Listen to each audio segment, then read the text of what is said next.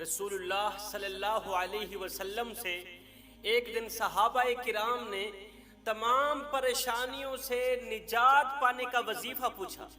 یا رسول اللہ، اگر پریشانیوں کی دلدل میں پھنس جائیں تو ان پریشانیوں سے، ان مصیبتوں سے جان چھڑانے کا کوئی وظیفہ بتا دے، کوئی دعا بتا دے۔ رسول اللہ صلی اللہ علیہ وسلم نے فرمایا صحابہ، اگر تم میں سے کوئی بھی شخص پریشانیوں کی دلدل میں پھنس جائے، مصیبتوں کی دلدل میں پھنس جائے، اگر تم پریشانیوں اور مصیبتوں کی دلدل سے نکلنا چاہتے ہو، بچنا چاہتے ہو، فرمایا میں تمہیں 3 وظیفے دے رہا ہوں، میں تمہیں 3 دعائیں دے رہا ہوں۔ فرمایا ان 3 دعاؤں کا دامن مضبوطی سے پکڑتے رہنا، یہ 3 دعائیں زبانی یاد کر لینا۔ جب بھی دعا مانگو ان 3 وظیفوں کے ساتھ دعا مانگو، تمہاری کوئی بھی دعا رد نہیں ہوگی، تمہاری ہر ایک دعا اللہ تعالیٰ قبول فرمائے گا۔ صحابہ کرام نے پوچھا یا رسول اللہ، وہ 3 وظیفے، 3 دعائیں کون کون سی ہیں؟ میرے نبی نے فرمایا نمبر 1، لا الہ الا انت سبحانک انی کنت من الظالمین۔ لا الہ الا انت سبحانک، اے اللہ تیرے سوا کوئی عبادت کے لائق نہیں، انی کنت من الظالمین، یقیناً میں ہی ظالم ہوں، تیرے سوا کوئی عبادت کے لائق نہیں۔ فرمایا جب تم پریشانیوں کی دلدل میں پھنسنے لگو، مصیبتوں کی دلدل میں پھنسنے لگو، جب تم ان تمام پریشانیوں سے جان چھڑانا چاہو تو لا الہ الا انت سبحانک انی کنت من الظالمین پڑھتے ہوئے اللہ سے دعا کرنا، تمہاری کوئی بھی دعا رد نہیں ہوگی، تمہاری ہر ایک دعا اللہ تعالیٰ قبول فرمائے گا۔ رسول اللہ صلی اللہ علیہ وسلم نے فرمایا جو بھی شخص اپنے کسی بھی معاملے میں اس دعا کے ذریعے اللہ کی طرف متوجہ ہوتا ہے نا، اس کی کوئی بھی دعا رد نہیں ہوتی، اللہ تعالیٰ مدد فرماتا ہے، اللہ تعالیٰ اسے پریشانیوں سے دور کر دیتا ہے، مصیبتوں سے دور کر دیتا ہے۔ میرے نبی نے فرمایا حضرت یونس علیہ السلام قیامت تک مچھلی کے پیٹ کے اندر ہی رہتے، قیامت تک مچھلی کے پیٹ میں رہتے، کبھی بھی باہر نہ نکلتے اگر وہ یہ دعا نہ پڑھتے، لا الہ الا انت سبحانک انی کنت من الظالمین۔ کتنی بڑی کمال کی دعا ہے، کمال کا وظیفہ ہے، اتنی بڑی آزمائش کو دور کر دیا، اتنی بڑی مصیبت کو دور کر دیا۔ جو شخص لا الہ الا انت سبحانک انی کنت من الظالمین پڑھتا ہے نا، ایک تو وہ کہتا ہے اے اللہ تیرے سوا کوئی بھی عبادت کے لائق نہیں، یہ جملہ میرے اللہ کو اتنا پسند ہے، اتنا پسند ہے۔ دوسرا جملہ وہ کہتا ہے اپنی عاجزی پیش کرتے ہوئے کہتا ہے میرے مالک یقیناً میں ہی ظالم، میں ہی خطا کار، مالک میں بندہ ہوں، میرا کام ہے گناہ کرنا، میں بندہ ہوں، میرا کام ہے خطا کرنا، تیرا کام ہے معاف کرنا۔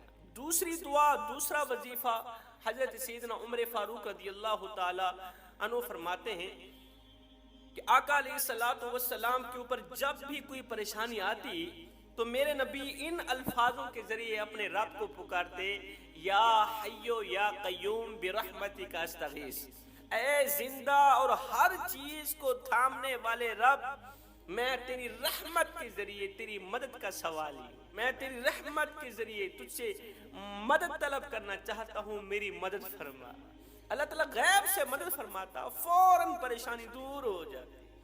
تیسرا وظیفہ، تیسری دعا بتانے سے پہلے مجھے ایک واقعہ یاد آ گیا۔ ایک اللہ والا تھا، اس کے دل کا تعلق اللہ کی ذات کے ساتھ جڑا ہوا تھا۔ اسے کسی بیماری کی وجہ سے دورہ پڑتا تھا، جب اسے دورہ پڑتا تو اس کی سانس بند ہو جاتی، بند تو نہیں ہوتی تھی، دیکھنے والوں کو لگتا کہ اس کی سانس بند ہو گئی ہے، روح نکل گئی ہے، اللہ والا مر گیا ہے۔ کافی عرصہ اس طرح ہوتا رہا، ایک دن اسے دورہ پڑا، کچھ اس طرح کا خطرناک دورہ پڑا۔ حکیم آئے، طبیب آئے، انہوں نے نبض چیک کی، انہوں نے کہا کہ بابا جی انتقال کر گئے، بابا جی مر گئے ہیں، اللہ کو پیارے ہو گئے۔ بابا جی کو غسل دیا گیا، اس کا جنازہ پڑھایا گیا، اس کی تدفین کی گئی، اسے مٹی کے سپرد کرنے کے بعد لوگ گھر آ گئے، پیچھے ایک بار پھر سے اس کی سانس بحال ہوئی، ایک بار پھر سے اس کی روح بحال ہوئی۔ بابا جی قبر کے اندر، مٹی کے اندر ہیں، اس نے آنکھ کھولی، خود کو قبر میں پایا، مٹی میں پایا۔ جان گئے کہ لوگوں نے یہ یقین کیا ہوگا کہ میں مر چکا ہوں، لیکن میں مرا نہیں تھا، مجھے تو ویسے دورہ پڑتا تھا اور میری سانس بند نہیں ہوتی تھی، دیکھنے والوں کو لگتا تھا کہ اس کی سانس بند ہو گئی، ختم ہو گئی ہے۔ لہٰذا اب اس نے کیا کیا، رسول خدا صلی اللہ علیہ وسلم کے بتائے گئے ان 3 دعاؤں کو پڑھنا شروع کر دیا، ان 3 وظیفوں کو دہرانا شروع کر دیا۔ نمبر 1 لا الہ الا انت سبحانک انی کنت من الظالمین، دوسرا یا حی یا قیوم برحمتک استغیث، تیسرا حسبنا اللہ ونعم الوکیل، سبحان اللہ۔ کہتا ہے ادھر سے میں نے یہ 3 دعائیں پڑھنا شروع کی، ادھر سے مجھے محسوس ہونے لگا کہ کوئی میری قبر کھود رہا ہے، میری قبر سے میرے اوپر سے مٹی ہٹا رہا ہے، میں یہ 3 جملے، یہ 3 وظیفے پڑھتا چلا جا رہا ہوں، وہ مٹی ہٹاتا چلا جا رہا ہے۔ ایک دم اس قبر کھودنے والے نے اندر ہاتھ ڈالا، میرے کفن پر اس کا ہاتھ آیا، میں نے اس کا ہاتھ پکڑ لیا۔ دراصل وہ کفن چور تھا، کفن چورانے آتا تھا، میں نے اس کا ہاتھ پکڑا، میں نے کہا کفن تجھے دیتا ہوں، کپڑے دیتا ہوں، مجھے باہر نکال۔ اب ان 3 دعاؤں نے مجھے قبر سے آزادی دے دی۔ کتنا بڑا مشکل مرحلہ ہے، کتنی بڑی مصیبت تھی، اللہ تعالیٰ نے کفن چور کو بھیجا، جا اس کی قبر کھود اور میرے نبی کی بتائی گئی ان 3 دعاؤں کے صدقے سے باہر نکالا۔ اب یہ شخص باہر نکلا، ساری زندگی لوگوں کو یہی درس دیتا رہا، لوگوں جب بھی پریشانی آئے، جب بھی کوئی برا وقت آئے تو کسی نمبردار کی چوکھٹ پہ نہ جانا، اور یہی تمہارے مسئلے حل کریں گے جو خود مسئلوں میں الجھے ہوئے۔ فرمایا جب بھی پریشانی آئے، برا وقت آئے، تم کسی مصیبت میں پھنسنے لگو تو فرمایا لا الہ الا انت سبحانک انی کنت من الظالمین، حسبنا اللہ ونعم الوکیل۔ فرمایا حضرت ابراہیم علیہ السلام کو جب آگ میں ڈالا جا رہا تھا، جب آگ میں پھینکا جا رہا تھا، یہ آگ کبھی بھی گلزار نہ بنتی اگر حضرت ابراہیم علیہ السلام حسبنا اللہ ونعم الوکیل کی دعا نہ پڑھتے۔ یہ نبی کا امتحان تھا، آزمائش تھی۔ دیکھو حسبنا اللہ ونعم الوکیل جیسی دعا نے، اس وظیفے نے اتنی بڑی آزمائش کو دور کر دیا، مصیبت کو دور کر دیا۔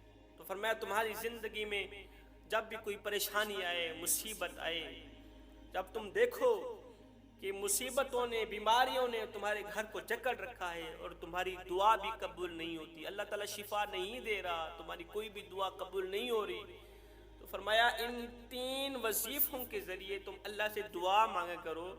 اللہ کے رسول نے فرمایا جو بھی شخص اپنے کسی بھی معاملے میں ان 3 دعاؤں کے ذریعے اللہ سے متوجہ ہوتا ہے تو اللہ تعالیٰ اس کی ہر دعا قبول فرماتا ہے۔ میں دعا کرتا ہوں مالک ہمیں ہر ایک دعا کرنے سے پہلے یہ 3 جملے، 3 وظیفے۔ شعبان المعظم رمضان المبارک کا پیش خیمہ ہے اور برکتوں سے بھرا ہوا مہینہ ہے۔ شعبان المعظم کا مہینہ برکتوں سے بھرا ہوا مہینہ ہے۔ اس مہینے کو اللہ تعالیٰ نے اپنی رحمتوں اور مغفرت کے لیے خاص بنایا ہے، رحمت کے لیے بھی خاص بنایا اور مغفرت کے لیے بھی خاص بنایا ہے اس مہینے کو میرے اللہ نے۔ لیکن کیا آپ جانتے ہیں کہ شعبان المعظم سے پہلے کچھ ایسے اعمال ہیں، ایسے کام ہیں جن کے کرنے سے نہ صرف آپ کے گھر میں برکت آئے گی بلکہ آسمان سے تمہارے گھر کے اوپر رحمت کی بارش بھی برسے گی، رزق کی بارش بھی برسے گی۔ یہ اعمال نہایت ہی آسان ہے، کوئی مشکل اعمال نہیں ہے، کوئی مشکل کام نہیں ہے، لیکن ان کا اجر اور اثر دنیا و آخرت میں بے حد عظیم ہے، بہت زیادہ ہے ان کا اثر۔ اگر آپ شعبان المعظم کے بابرکت مہینے میں یہ 5 اعمال بڑے شوق سے، محبت اور خلوص کے ساتھ کرتے ہیں تو یقین جانیں کہ یہ اعمال نہ صرف آپ کی زندگی بدل دیں گے بلکہ آپ کی نسلوں کے لیے بھی کامیابی کا سبب بنیں گے، آپ کی نسلوں کے لیے بھی نجات کا سبب بنیں گے۔ آپ کی دعاؤں میں ایسی تاثیر پیدا ہوگی، ایسی تاثیر پیدا ہوگی کہ آپ کی آنے والی نسلیں ان دعاؤں کے فیض اٹھائے گی انشاءاللہ۔ اگر آپ شعبان المعظم سے پہلے یہ 5 عمل کرتے ہیں تو آپ کے خاندان کے ہر فرد پر اللہ کی رحمتیں نازل ہوں گی، خاندان کی بات کر رہا ہوں، نسلوں کی بات کر رہا ہوں، اور گھر میں رزق کی برکتیں اس طرح برسیں گی، اس طرح برسیں گی جیسے آسمان سے رحمت کی بارش برستی ہے۔ سبحان اللہ۔ صرف یہی نہیں، صرف رزق ہی نہیں، صرف یہ اعمال تمہیں امیر ہی نہیں بنائیں گے، بلکہ میرے رسول کریم صلی اللہ علیہ وسلم نے فرمایا کہ ان اعمال کے سبب، ان اعمال کی وجہ سے آپ کے دلوں کو سکون بھی ملے گا۔ سبحان اللہ، سکون بھی نصیب ہوگا، گھر کے ماحول، محبت، پیار اور خوشحالی کا اضافہ بھی ہوگا۔ اللہ تعالیٰ کی نعمتوں کا دروازہ آپ پر اور آپ کے خاندان پر ہمیشہ کے لیے کھل جائے گا۔ یہ وہ مہینہ ہے جس میں اللہ تعالیٰ اپنی رحمتوں کے خزانے بندے کے لیے کھول دیتا ہے، رحمتوں کے دروازے اپنے بندے کے لیے کھول دیتا ہے۔ اور یہ تو آپ جانتے ہی ہوں گے، یہ تو ہر ایک مسلمان جانتا ہے کہ جو بھی میرے کریم رب کے در پر عاجزی اور خلوص کے ساتھ جھک جائے، جو بھی میرے اللہ کے دروازے پر عاجزی کے ساتھ جھک جائے، خلوص کے ساتھ جھک جائے، وہ کبھی محروم نہیں رہتا، وہ اللہ تعالیٰ کی رحمت سے کبھی محروم نہیں رہتا۔ دنیا کی ہر ایک چیز اپنی جگہ پر قیمتی ہے، میں بھی مانتا ہوں، آپ مانتے ہیں کہ دنیا کی ہر ایک چیز اپنی جگہ پر قیمتی ہے۔ کروڑوں روپے کی خریدی گئی گاڑی قیمتی ہے، لاکھوں کا خریدا گیا بنگلہ بھی قیمتی ہے، سونا بھی قیمتی ہے، ہیرے اور جواہرات بھی قیمتی ہیں۔ ہر نعمت اللہ کا شکر ادا کرنے کے قابل ہے، ہر ایک نعمت قیمتی ہے، لیکن کیا آپ جانتے ہیں کہ ایک چیز ایسی بھی ہے جو ان سب پر بھاری ہے، ایک نعمت ایسی بھی ہے جو ان تمام نعمتوں پر بھاری ہے، مطلب سب سے زیادہ قیمتی چیز ہے، وہ سب سے زیادہ قیمتی نعمت ہے وہ، اور وہ نعمت ہے دلی سکون، وہ قیمتی چیز ہے دلی سکون۔ دلی سکون وہ دولت ہے میرے بھائیوں جو کسی بازار سے نہیں خریدی جا سکتی۔ یہ خزانہ نہ گاڑیوں کی چمک میں ملتا ہے، نہ بنگلوں کی وسعتوں میں ملتا ہے، اور نہ ہی جواہرات کی قیمت میں ملتا ہے۔ یہ سکون انسان کے اندر پیدا ہوتا ہے، سکون خریدا نہیں جاتا، بازاروں سے نہیں ملتا، کسی دکان سے نہیں ملتا۔ یہ جو سکون ہے نا انسان کے اندر پیدا ہوتا ہے، اور اس کا تعلق اللہ کے قرب سے ہی جڑا ہوا ہوتا ہے۔ تم جتنا اللہ کے قریب ہوتے جاؤ گے نا اتنا ہی تمہارا دل سکون محسوس کرے گا۔ اگر سکون دولت میں ہوتا تو آج امیروں کے گھروں میں خودکشیاں نہ ہوتی، اگر سکون بنگلوں میں ہوتا، بڑے بڑے گھروں میں ہوتا، تو پھولوں کے بستر پر سونے والے بادشاہ بے چینی سے کروٹیں نہ بدلتے رہتے۔ اگر سکون خوبصورت ترین چیزوں میں ہوتا تو وہ لوگ جن کے پاس دنیا کی ہر آسائش موجود ہے، دنیا کی ہر ایک نعمت موجود ہے، وہ ایک پل کی خوشی کے لیے نہ ترستے، وہ ایک پل کی راحت کے لیے نہ ترستے، ایک پل کی مسکراہٹ کے لیے کبھی نہ ترستے۔ اگر سکون طاقت میں ہوتا تو بڑے بڑے حکمران اپنی کرسیوں پر بے بسی سے نہ تڑپتے رہتے، اپنی کرسیوں پر بیٹھ کر بھی پریشان نہ ہوتے۔ اللہ اکبر۔ اگر سکون شہرت میں ہوتا تو دنیا کے بڑے بڑے ستارے اپنی زندگی ختم کرنے پر مجبور نہ ہوتے، پھر یہ خودکشیاں نہ ہوتی۔ آپ یقین کریں دنیا کی ہر چیز انسان کے لیے ایک آزمائش ہے، یہ میرے رسول کریم کا فرمان ہے۔ دنیا کی ہر ایک چیز حضرت انسان کے لیے ایک آزمائش ہے، لیکن دلی سکون صرف ان کے نصیب میں آتا ہے، صرف ان لوگوں کے نصیب میں آتا ہے جو اپنی خواہشات کو اللہ کی رضا کے تابع کر دیتے ہیں۔ سبحان اللہ، وہی لوگ خوشحال رہتے ہیں۔ یہی سکون وہ تحفہ ہے جو نسلوں کو سنوار دیتا ہے، گھروں میں برکتیں لے آتا ہے یہ سکون، اور زندگی کو جنت کا نمونہ بنا دیتا ہے یہ سکون۔ دل کا سکون وہ انمول نعمت ہے جس کے بغیر دنیا کی ہر چیز بے معنی ہو جاتی ہے۔ ایک قیمتی گاڑی جو آرام تو دے سکتی ہے، آرام دے سکتی ہے لیکن دل کو سکون نہیں دے سکتی، دل کو سکون کبھی بھی نہیں دے سکتی۔ ایک ایسا بنگلہ جو رہنے کی جگہ تو فراہم کرتا ہے لیکن روح کو تسکین نہیں دے سکتا، اور یہ سب کچھ تبھی ممکن ہے، یہ سب کچھ تبھی ممکن ہے جب انسان اپنے رب کے قریب ہو جائے، اس کی رضا کو اپنی زندگی کا مقصد بنا لے، اللہ کی رضا کو اپنی زندگی کا مقصد بنا لے، تب یہ سب کچھ ممکن ہو سکتا ہے۔ تو فرمایا یہ جو سکون ہے، اگر شعبان المعظم کے مہینے میں یہ 5 عمل ضرور کرو گے تو تمہیں رزق کے ساتھ ساتھ، دولت کے ساتھ ساتھ سکون بھی محسوس ہوگا، دولت کے خزانوں کے ساتھ ساتھ تمہیں راحت بھی محسوس ہوگی۔ شعبان المعظم اسلامی سال کا 8واں مہینہ ہے جو اپنی روحانی فضیلتوں کے لیے بہت زیادہ مشہور ہے، تاریخی اہمیت کے لیے بہت زیادہ مشہور ہے۔ یہ مہینہ نہ صرف مغفرت کا دروازہ کھولتا ہے، نہ صرف بخشش کا دروازہ کھولتا ہے، بلکہ یہ اہم واقعات کی یادگار بھی ہے۔ جس دن حضرت سیدنا امام علی مقام امام حسین رضی اللہ تعالی عنہ کی ولادت باسعادت ہوئی، وہ دن بھی شعبان المعظم کے دنوں میں سے ہی تھا۔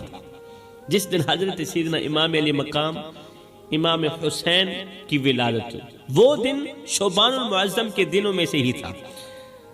وہ امام حسین جنہوں نے دین کی سر بلندی کے لیے اپنا سب کچھ قربان کر دیا، دین کے نام پر سب کچھ وار دیا، قربان کر دیا، اتنی بڑی شخصیت کی ولادت اسی مہینے کے اندر ہوئی۔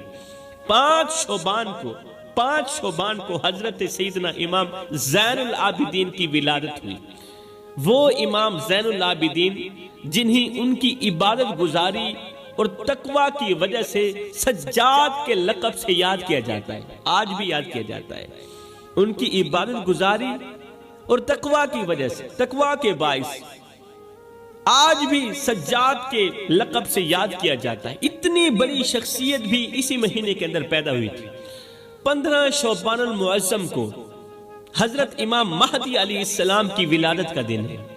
15 شعبان المعظم کو حضرت امام مہدی علیہ السلام کی ولادت، وہ امام مہدی جن کا ذکر امت مسلمہ کے لیے امید اور انصاف کی علامت کے طور پر کیا جاتا ہے، وہ امام مہدی جن کا ذکر انصاف کے طور پر کیا جاتا ہے، اللہ اکبر، امیدوں کے طور پر کیا جاتا ہے۔ اتنی بڑی شخصیت کی ولادت بھی شعبان المعظم کے مہینے میں۔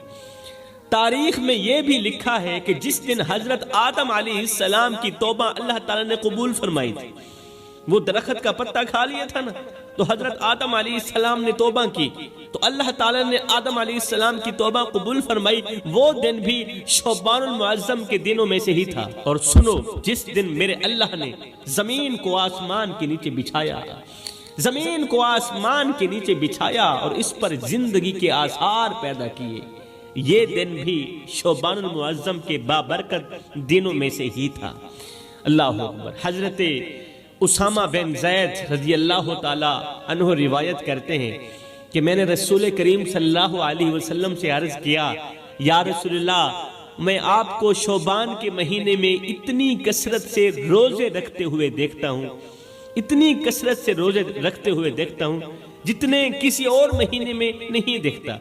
آپ شعبان کے مہینے میں اتنی کثرت سے روزے رکھتے ہیں کہ کسی اور مہینے میں نہیں رکھتے، ایسا کیوں؟ رسول کریم صلی اللہ علیہ وسلم نے فرمایا اے اسامہ، یہ ایسا مہینہ ہے جو رجب اور رمضان کے درمیان آتا ہے، یعنی شعبان کا مہینہ رجب اور رمضان کے درمیان آتا ہے۔ اے اسامہ، یہ وہ مہینہ ہے جس میں انسان کے اعمال اللہ تعالی کی طرف اٹھائے جاتے ہیں، اللہ کے پیارے بندے کے اعمال اللہ تعالی کی طرف اٹھائے جاتے ہیں، اور میں چاہتا ہوں کہ میرے اعمال اس حال میں اٹھائے جائیں کہ میں روزے سے ہوں، سبحان اللہ۔ میں چاہتا ہوں کہ مجھے روزہ ہو اور میرے روزے کی حالت میں میرے اعمال آسمان کی طرف اٹھائے جائیں، اللہ ان اعمالوں کو دیکھ کر خوش ہو جائے، میں چاہتا ہوں کہ اس وقت مجھے روزہ ہو۔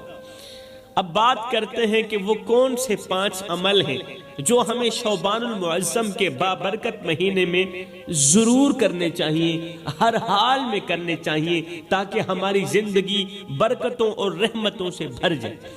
فرمایا پہلا عمل، اب غور سے سنیے گا، دل کے کانوں سے سنیے گا، یہ عمل کیجئے گا بھی صحیح انشاءاللہ۔ فرمایا پہلا عمل استغفار کی کثرت۔ شعبان المعظم وہ مہینہ ہے جس میں اللہ تعالیٰ اپنے بندوں کی طرف خصوصی توجہ فرماتا ہے۔ اللہ اپنے ہر ایک بندے کی طرف خصوصی توجہ فرماتا ہے اور رحمت کی نگاہ سے دیکھتا ہے، رحمت اور کرم کی نگاہ سے دیکھتا ہے۔ توبہ اور استغفار کے دروازے میرا اللہ اس مہینے میں کھول دیتا ہے اپنے بندے کے لیے۔ اس مہینے میں روزانہ 100 مرتبہ استغفار پڑھنے کو اپنا معمول بنا لو۔ روزانہ 100 مرتبہ استغفار پڑھنے کو اپنا معمول بنا لو اسی مہینے کے اندر۔ استغفار کے ذریعے نہ صرف گناہوں کی معافی ہوتی ہے، نہ صرف گناہوں کی معافی ہوتی ہے، بلکہ دل کی بے سکونی بھی ختم ہو جاتی ہے، دل کی بے قراری بھی ختم ہو جاتی ہے۔ 100 مرتبہ جب تم استغفار پڑھو گے نا تو تمہارے دل کو قرار نصیب ہوگا، یہ رونا دھونا بند ہو جائے گا، یہ شکوہ و شکایت بند ہو جائے گا، اور اللہ بندے کے لیے زمین و آسمان کے رزق کے دروازے کھول دیتا ہے اس مہینے میں۔ جو شخص 100 مرتبہ استغفار پڑھتا ہے، 100 مرتبہ شعبان المعظم کے مہینے میں روزانہ استغفار پڑھتا ہے، اللہ تعالیٰ اس بندے کے لیے زمین و آسمان کے رزق کے تمام دروازے کھول دیتا ہے، رزق سے مالا مال کر دیتا ہے۔ قرآن پاک میں اللہ تعالیٰ فرماتا ہے اپنے رب سے معافی مانگو، اپنے رب سے معافی مانگو، بے شک وہ بڑا معاف کرنے والا، وہ بڑا ہی معاف کرنے والا ہے، وہ کریم ہے، رحیم ہے، وہ تم پر آسمان سے رزق کی بارش نازل کرے گا، رحمت کی بارش نازل کرے گا اور تم ہی مالا مال کر دے گا۔ ایک انسان جنگل میں بھٹک گیا، مثال کے طور پر میں تمہیں چھوٹا سا واقعہ سنانا چاہتا ہوں۔ ایک انسان جنگل میں بھٹک گیا، راستہ کھو بیٹھا اور شدید بھوک اور پیاس میں مبتلا ہو گیا، کھانے کو کچھ نہیں تھا، پینے کو کچھ نہیں تھا، شدید اور پیاس میں مبتلا بھی ہو گیا۔ اچانک اسے دور سے ایک باغ نظر آیا جس میں ہر قسم کے پھل تھے، بہت بڑا باغ تھا۔ دور سے اس بھوکے انسان کو باغ نظر آیا، یہ شخص باغ کی طرف دوڑا اور اپنی بھوک مٹانے کے لیے باغ کے پاس پہنچا، باغ میں سے پھل توڑ کر کھائے اور اپنی بھوک مٹائی۔ اتنے میں باغ کا مالک بھی آ گیا۔ باغ کا مالک آیا، کہا میری اجازت کے بغیر میرے باغ سے پھل توڑ کر کیوں کھائیں؟ تم نے مجھ سے اجازت طلب کیوں نہیں کی؟ اس شخص نے معافی مانگتے ہوئے عاجزی اور انکساری سے کہا کہ میں نے آپ کی اجازت کے بغیر یہ پھل کھائے ہیں آپ کی اجازت کے بغیر، مجھے بھوک نے ستایا ہوا تھا، میرے پاس کھانے کو روٹی نہیں تھی، پینے کو پانی نہیں تھا، بھوک نے ستایا ہوا تھا، لہٰذا میں نے آپ کے باغ سے پھل توڑ کر کھا لیے، مجھے معاف کر دو، میں آپ سے معافی کی خیرات مانگ رہا ہوں، مجھے معاف کر دو۔ اب جیسے ہی اس نے معافی کی خیرات مانگی نا تو مالک نے اسے معاف بھی کر دیا اور ساتھ میں کہا یہ سارا کا سارا باغ تمہارا ہے، معاف بھی کر دیا اور ساتھ میں یہ بھی کہا کہ یہ جو جتنا باغ ہے نا اب یہ تمہارا ہے، مزے کرو، یہ سارا کا سارا باغ تمہارا ہے۔ اس نے کہا وہ کیوں؟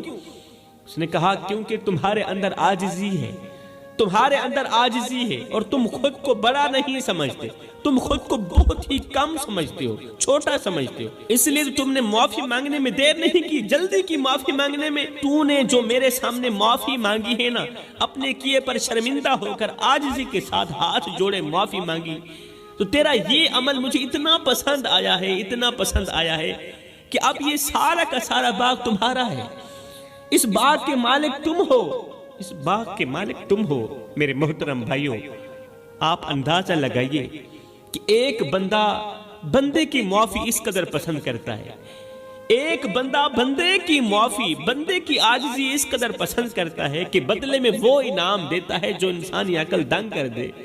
بتاؤ جب ایک گنہگار انسان اللہ کے حضور توبہ کرتا ہوگا تو میرا اللہ کیا کچھ عطا نہیں کرتا ہوگا، سب کچھ عطا کرتا ہوگا۔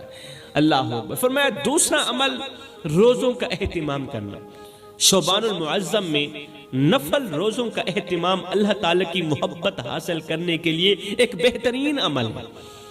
نفل روزوں کا اہتمام، رسول کریم صلی اللہ علیہ وسلم اس مہینے میں کثرت سے روزے رکھا کرتے تھے۔ حضرت سیدہ عائشہ صدیقہ رضی اللہ تعالی عنہ فرماتی ہیں کہ میں نے رسول کریم صلی اللہ علیہ وسلم کو رمضان کے علاوہ کسی مہینے میں شعبان سے زیادہ روزے رکھتے ہوئے نہیں دیکھا۔ رمضان کے بعد رسول کریم سب سے زیادہ روزے رکھتے تھے تو شعبان کے مہینے میں ہی رکھتے تھے۔ تو فرمایا تیسرا عمل رزق میں برکتیں لانے والا، رزق بڑھانے والا، انسان کی ٹینشنیں پریشانیاں ختم کرنے والا، انسان کے بے قرار دل کو قرار دینے والا، بے سکون دل کو سکون دینے والا جو شعبان المعظم کا تیسرا عمل ہے وہ ہے رشتہ داروں کے ساتھ اچھا سلوک کرنا۔ شعبان المعظم کا مہینہ ہمیں یہ موقع دیتا ہے کہ ہم اپنے رشتہ داروں کو مضبوط کریں، عزیز و اقارب کو مضبوط کریں اور ان میں محبت کا جذبہ پیدا کریں۔ یہ مہینہ صرف اپنی عبادات میں اضافہ کرنے کا نہیں بلکہ دوسروں کے ساتھ تعلقات کو بہتر بنانے کا درس بھی دیتا ہے۔